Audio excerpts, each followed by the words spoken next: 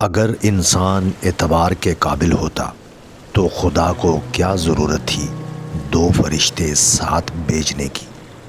تمہیں اس فانی دنیا میں ہر اس چیز سے بچھڑنا ہے جس سے تم محبت کرتے ہو۔ انسان کو انسان سے دور کرنے والی پہلی چیز زبان اور دوسری پیسہ ہے۔ وہ انسان کبھی زندگی میں ہار ہی نہیں سکتا جس کی امید اللہ سے ہے۔ آپ سیکھنا چاہیں تو آپ کی ہر غلطی آپ کو سبق دیتی ہے۔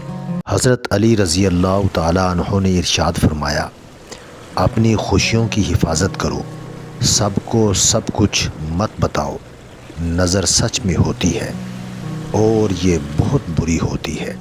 حضرت علی رضی اللہ تعالیٰ عنہ نے ارشاد فرمایا، صرف دو لوگ مقدر والے ہوتے ہیں، ایک وہ جنہیں وفادار دوست ملتا ہے اور دوسرا وہ جن کے ساتھ ماں کی دعائیں ہوتی ہیں۔ رشتے تب مضبوط ہوتے ہیں جب آپ کے مالی حالات مضبوط ہوں۔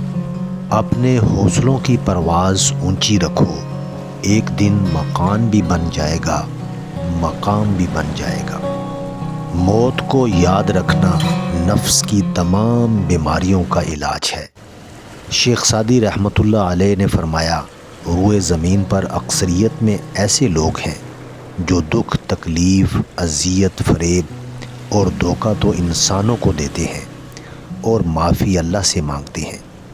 جیسا سلوک تو مخلوق خدا سے کرے گا ویسا ہی سلوک خدا تیرے ساتھ کرے گا۔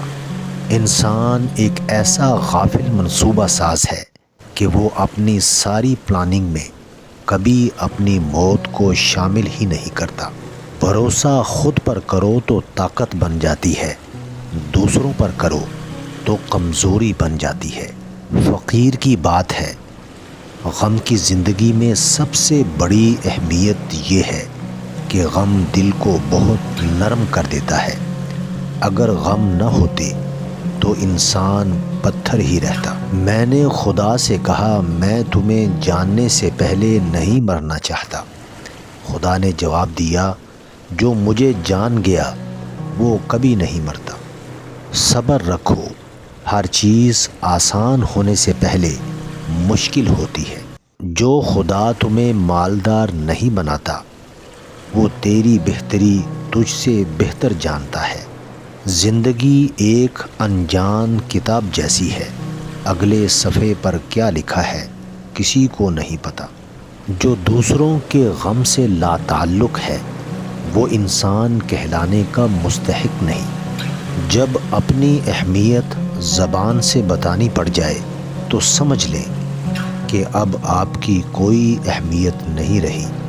لوگ تم سے چاہے جو بھی چھین لیں پر تمہارا مقدر نہیں چھین سکتے۔ مولانا رومی نے فرمایا، پرسکون وہ ہے جس کو کم یا زیادہ کی فکر نہیں۔ میں نے اپنی اوقات کو بڑے قریب سے دیکھا تو پتہ چلا کہ چند سانسیں ہیں اور وہ بھی رب العزت کی محتاج ہیں۔ یہ دنیا ایک بازار ہے جو عنقریب بند ہو جائے گا۔ عقل مند وہ ہے جو اس بازار سے اپنے اصل گھر آخرت کے لیے کچھ اکٹھا کر لے۔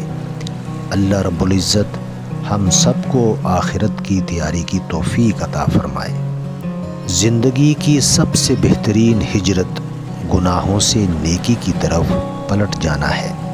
وقت کی وقت پر قدر کرو، کیونکہ وقت کے پاس بھی اتنا وقت نہیں کہ دوبارہ وقت دے۔